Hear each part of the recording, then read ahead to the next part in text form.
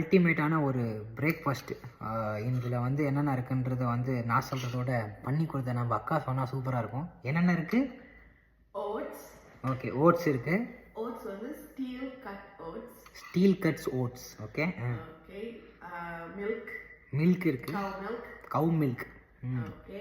மாடு கறந்துருக்கு. மேங்கோ இருக்குது, மரத்துல இருந்து காய்ச்சிருக்கு. சியா சீட்ஸ், அது வந்து ஹார்ட்டுக்கு நல்லது, நலம். கொலஸ்ட்ராலை கட் பண்ணும்.